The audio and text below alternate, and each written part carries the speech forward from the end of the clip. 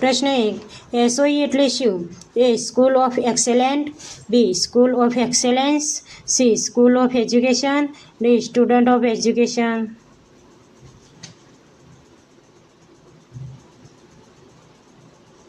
સાચો જવાબ છે બી. School of excellence. પ્રશ્ન 2. દફતર વગર શાળાએ બાળકોને આવવાનું હોય છે. આ કઈ યોજના છે? A. Pragnabhigam, B. KGBV, C. Model residency school, D. Eklavya residency school. સાચો જવાબ છે એ. પ્રજ્ઞાભિગમ. પ્રશ્ન 3. ગુજરાતમાં કઈ યુનિવર્સિટીમાં ઘરે બેઠા પત્રવ્યવહાર દ્વારા બીએડ થાય છે? A. Parul, B. Nirma, C. IIT, D. BAOU.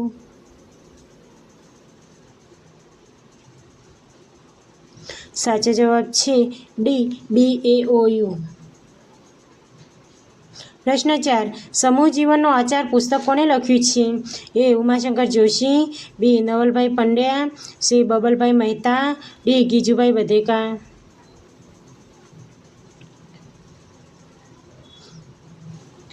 સાચો જવાબ છે સી. બબલભાઈ મહેતા. પ્રશ્ન 5. પ્રજ્ઞા અભિગમમાં પર્યાવરણ વિભાગીય કસોટી માટે કયો સંકેત છે? એ. લીમડાની ડાળી, બી. ઢોલક, સી. બિલોરી કાચ, ડી. ચક્ર.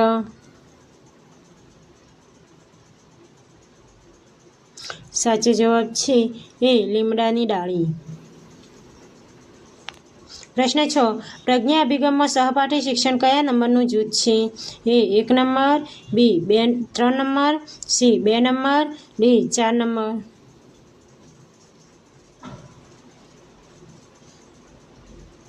સાચો જવાબ છે બી. 3 નંબર.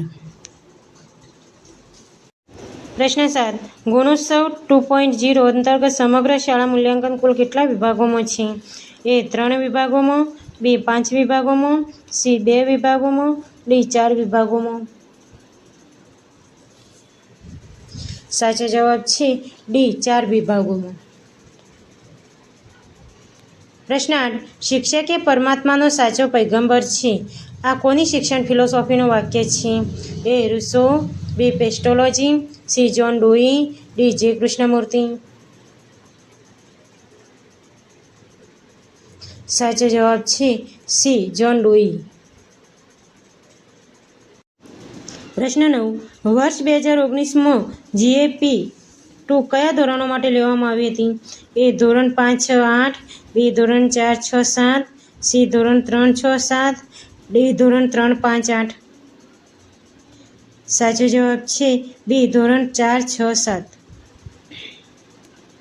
પ્રશ્ન 10. શાળા પર્યાવરણને લગતી પ્રવૃત્તિ કરતી સંસ્થા કઈ છે? A. CEE, B. Gir foundation, C. Vanasthali, D. વનાંચલ.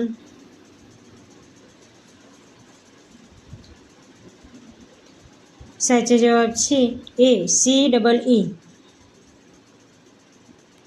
પ્રશ્ન 11.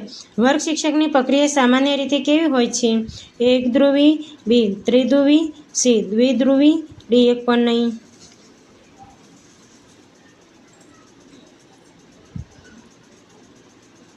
સાચો જવાબ છે સી. દ્વિધ્રુવી. પ્રશ્ન 12. પરોક્ષ અસર કરતા ઘટકોમાં મુખ્યત્વે કેટલા ઘટકોનો સમાવેશ થાય છે?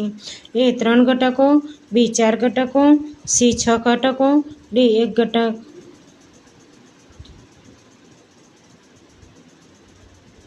સાચો જવાબ છે બી. 4 ઘટકો. પ્રશ્ન 13. વિદ્યાર્થીની વાતચીતમાં કયા ઘટકનો સમાવેશ થાય છે? એ. પ્રશ્ન પૂછવા, બી. પહેલ કરી, સી. વિદ્યાર્થી જવાબ આપે, ડી. બી અને સી બંને.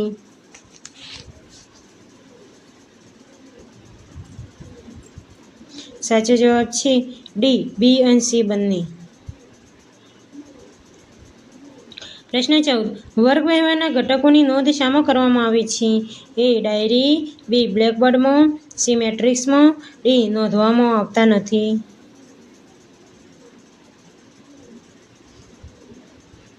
સાચો જવાબ છે સી. મેટ્રિક્સમાં. પ્રશ્ન 15. પ્રશિક્ષણાર્થીઓ અને શિક્ષક પારસ્પરિક આરોગ્યપ્રદ આંતરિક ક્રિયા કરે તેને શું કહેવાય? એ વર્ગ વ્યવહાર, બી ભણતર, સી શાલેય શિક્ષણ, ડી શાળા શિક્ષણ.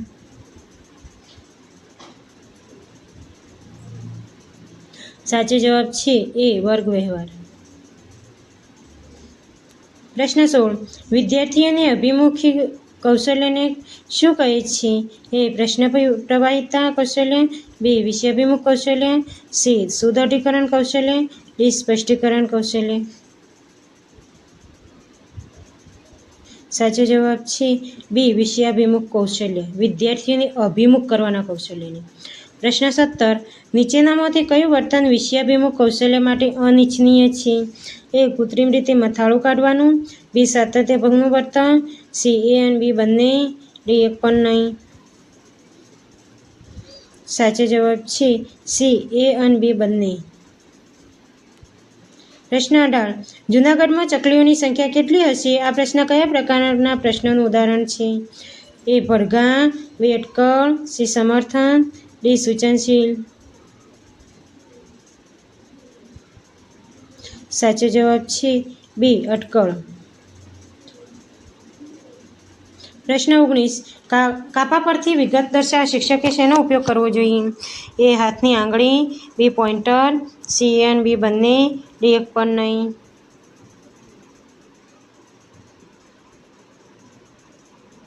સાચો જવાબ છે સી એ અને બી બંને. પ્રશ્ન 20. વર્ગખંડમાં કાર્યનું પ્રતિબિંબ પાડનાર અરીસો એટલે? કાપા કાર્ય, બી વિષયવસ્તુ, સી પાઠ્યપુસ્તક, ડી TLM.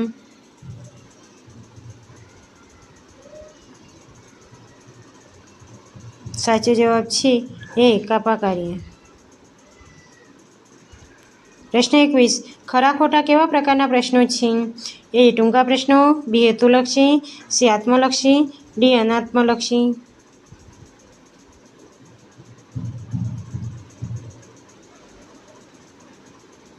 સાચો જવાબ છે ડી અનાત્મલક્ષી. પ્રશ્ન 22. પૃથ્થકરણના અંતે કેટલા અધ્યાપન કૌશલ્યો તારવવામાં આવ્યા છે? એ 17, બી 23, સી 20, ડી 22.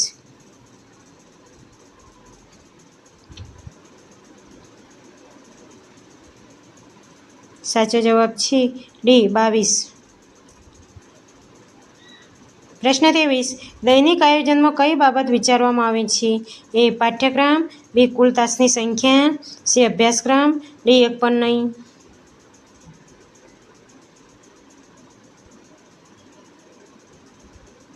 સાચો જવાબ છે બી કુલ તાસની સંખ્યા.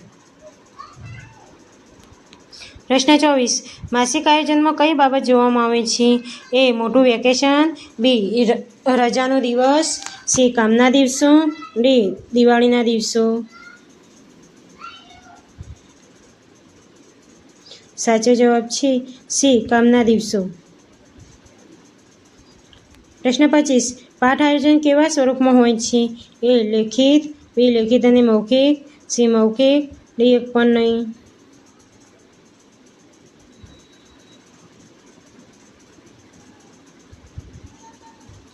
સાચો જવાબ છે એ લેખિત.